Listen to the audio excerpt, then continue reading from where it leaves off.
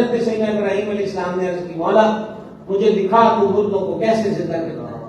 تو فرمایا پیارے تجھے یقین نہیں؟ آج کی یقین ہے اطمینان قلب چاہیے.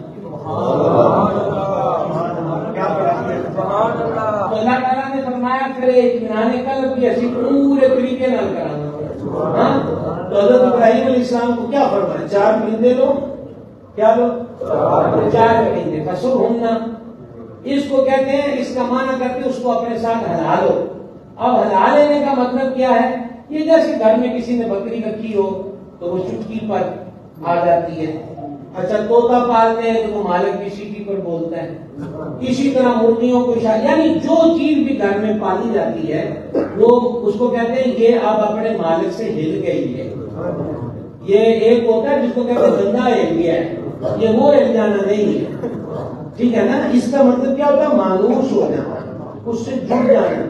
تو رب نے فرمایا کہ مجد الکریم کے 4 پرندے لو اور 4 پرندے لے کے ان کو ہلا دو تاکہ پرندے تمہارے شناسا ہو جائیں. ٹھیک ہے.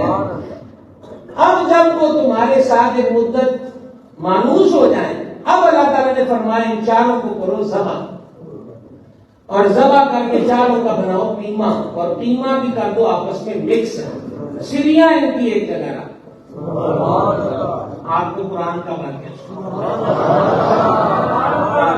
ہاں، یہ وہ آج کوئی فیس بک کا یا واٹس ایپ کا اسٹیٹس پڑھ کے نہیں میں نے آپ کو سنایا، یہ قرآن کا.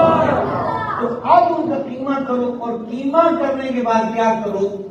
ان کے قیمے کا 4 حصے کر دو اور 4 مخالف سمتوں کے پہاڑوں پہ رکھ دو. ایک وہ پہاڑ کی چوٹی پر، اور آپ لوگ جانتے ہیں پہاڑوں کے بیچ میں کتنا فاصلہ ہوتا ہے، ایک ادھر ایک ادھر. اور جب 4 پر وہ قیمہ پیارے خرید رکھ لو تو اب 2 آواز کیونکہ وہ ہلے ہوئے ہیں نا، وہ تمہاری طرف دوڑے آئیں گے. ابراہیم علیہ السلام نے آواز دی. اللہ نے یہ نہیں بتایا کہ وہ پرندے کون سے تھے، اگلے تفسیروں میں ہے مور تھا، کبوتر تھا، وغیرہ وغیرہ. اللہ تعالیٰ نے اس کو بیان نہیں فرمایا. تو فار ایگزامپل مور ہی تھا، مور تو وہ دوڑا ہوا ہے، سیڑھی سے ٹوٹ گیا. کبوتر تو وہ دوڑا ہوا آیا، حالانکہ گوشت مکس ہے. تو 4 پرندے اور اپنے سروں سے جڑ گئے.